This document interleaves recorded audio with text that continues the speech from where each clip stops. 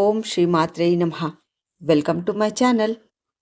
ఈరోజు సంకటహర చతుర్థి కాబట్టి మేం గణేష్ గడ్డ వినాయకుని దర్శించడానికి వెళ్తున్నాం. నిన్న నైట్ నుంచి వర్షం పడుతూనే ఉంది మా దగ్గర. ఇప్పుడు కూడా బాగానే పడుతుంది. అయినా కానీ స్వామిని దర్శించాలన్న ఉద్దేశంతో వెళ్తున్నాం మేము. తెలంగాణ రాష్ట్రంలోని పటాన్చెరు మండలం రుద్రారం గ్రామంలో ఈ గణనాథుని దేవాలయం ఉంది.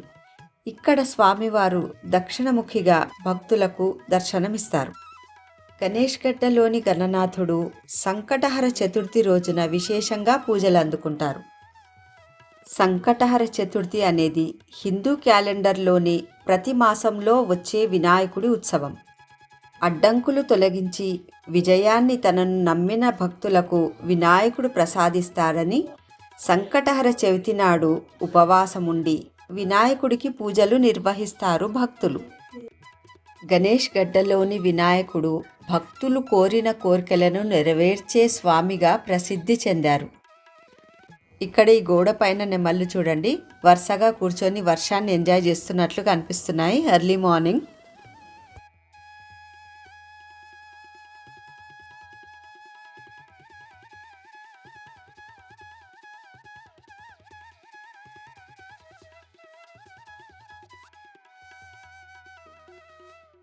సంకటహర చతుర్థి అనగా సంకష్టహర చతుర్థి. ఇది ప్రతి నెలా వస్తుంది. సంకటహర చతుర్థి అంటే మనుషుల కష్టాల నుండి గట్టెక్కించేది సంకటహర చతుర్థి వ్రతం. విఘ్నాలను తొలగించే గణపతికి అత్యంత ప్రీతిపాత్రమైన తిథుల్లో ప్రధానమైనది చతుర్థి. ప్రతి మాసం కృష్ణపక్షంలో అంటే పౌర్ణమి తర్వాత 3-4 రోజులలో చవితి వస్తుంది. సూర్యాస్తమయ సమయంలో చవితి ఎప్పుడు ఉంటుందో ఆ రోజున సంకష్టహర చవితిగా పరిగణించాలి. సంకష్టహర చవితి వ్రతాన్ని 3, 5, 11 లేదా 21 నెలల పాటు ఆచరిస్తారు. ఈ వ్రతాన్ని బహుళ చవితి నాడు ప్రారంభించాలి. వ్రతాచరణ రోజున ఉదయాన్నే తలస్నానం చేసి గణపతిని పూజించాలి. 1/2 మీటర్ తెలుపు లేదా ఎరుపు బ్లౌజ్ పీస్ తీసుకొని వినాయకుడి ముందు పెట్టి దానిని పసుపు కుంకుమలతో అలంకరణ చేసి మనస్సులో కోరికను తలుచుకొని 3 గుప్పిళ్ళు బియ్యాన్ని ఆ గుడ్డలో వేసిన తర్వాత తమలపాకుల్లో 2 ఖర్జూరాలు 2 వక్కలు దక్షిణ పెట్టి మనసులోని కోరికను మరొకసారి తలుచుకొని మూట కట్టాలి. దీనినే ముడుపు అని అంటారు. సంకష్టహర చతుర్థి రోజు సంకటనాశన గణేశ స్తోత్రాన్ని చదువుతారు. సంకటహర చతుర్థి వ్రత కథను కూడా చదువుతారు. ఆ ముడుపును స్వామి ముందు పెట్టి ధూపం వెలిగించి కొబ్బరికాయ లేదా పళ్ళు స్వామికి నివేదించాలి. తరువాత గణపతి ఆలయానికి వెళ్ళి 3, 11 లేదా 21 ప్రదక్షిణలు చేసి ఎవరి శక్తిని బట్టి వారు అర్చన, గరిక పూజ లేదా హోమం, గణపతి హోమమైనా నిర్వహించుకోవచ్చు. సూర్యాస్తమయం వరకు పూజ చేసిన వినాయకుడిని కదపకూడదు. సూర్యుడు అస్తమించిన తర్వాత స్నానం చేసి దీపం వెలిగించి తిరిగి వినాయకుడికి లఘువుగా పూజ చేయాలి. నియమం పూర్తయిన తర్వాత వినాయకుడికి కట్టిన ముడుపు బియ్యంతో పొంగలి చేసి స్వామికి నివేదించి సాయంత్రం తినాలి. సింధూర వర్ణంలో ఉండే ఈ ఆలయంలోని గణనాథునికి భక్తులు కోరిన కోర్కెలు నెరవేరిన తర్వాత 108 ప్రదక్షిణలు చేస్తారు. సంకటహర చతుర్థి సందర్భంగా ఈ ఆలయాన్ని పూలతో ఎంతో సుందరంగా డెకరేట్ చేశారు.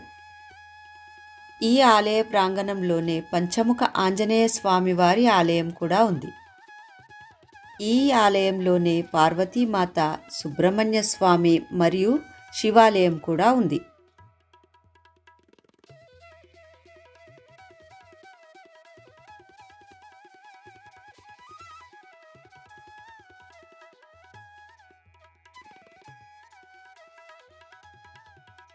పండగ పర్వదినాలలో దూర ప్రాంతాల నుండి భక్తులు ఈ ఆలయంలోని స్వామివారిని దర్శించుకోవడానికి వస్తారు.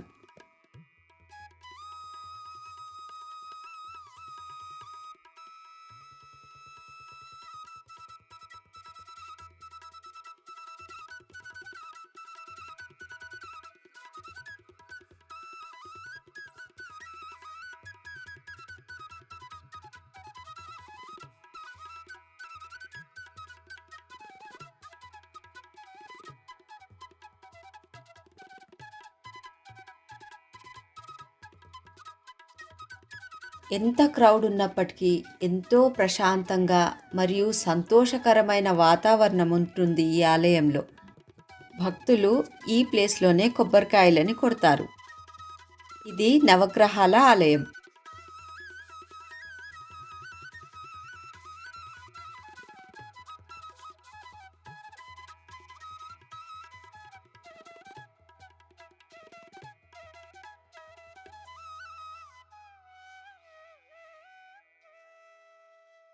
గణపతి చుట్టూ 108 ప్రదక్షిణలు చేస్తే భక్తులు కోరిన కోరికలు నెరవేరుతాయని విశ్వసిస్తారు.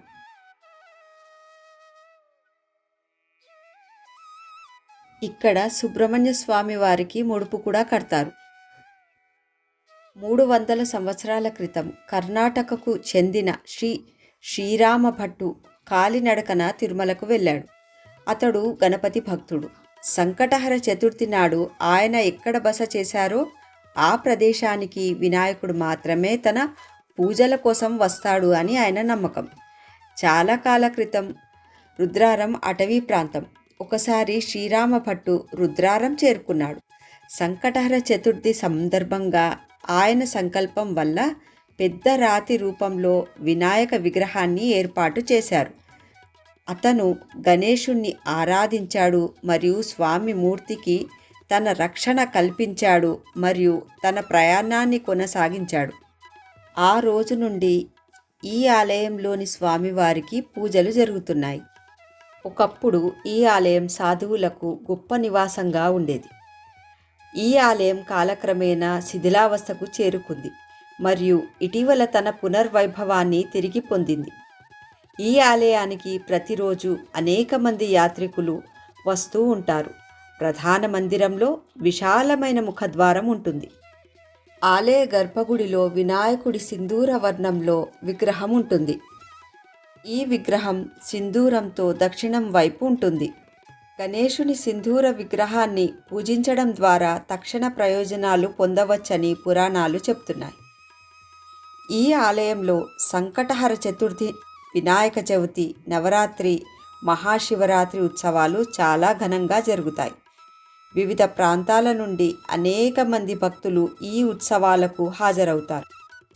ఈ ఆలయంలోని స్వామివారికి కోరికని కోరుకొని 11 ప్రదక్షిణలు చేస్తారు భక్తులు. కోరిక నెరవేరిన తర్వాత తిరిగి వచ్చి స్వామి ఆశీర్వాదం తీసుకొని 108 ప్రదక్షిణలు చేస్తారు.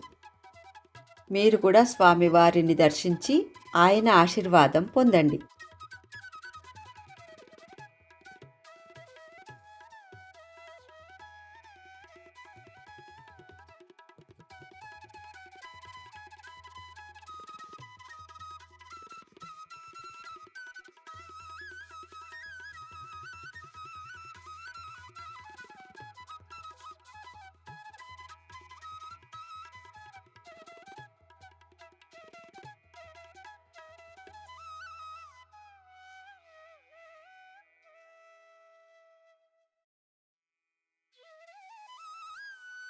ఈ ఆవరణలోనే శ్రీ సత్యనారాయణ స్వామి వ్రతాన్ని కూడా ఆచరిస్తారు భక్తులు.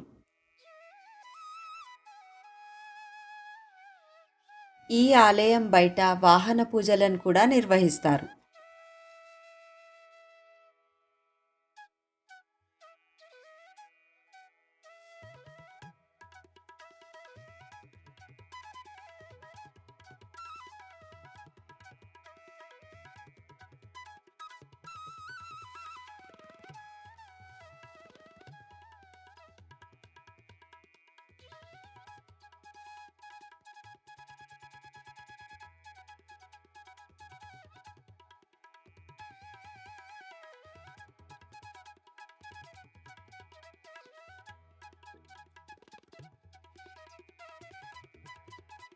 నా వీడియోస్ మీకు నచ్చుతున్నాయని ఆశిస్తున్నాను.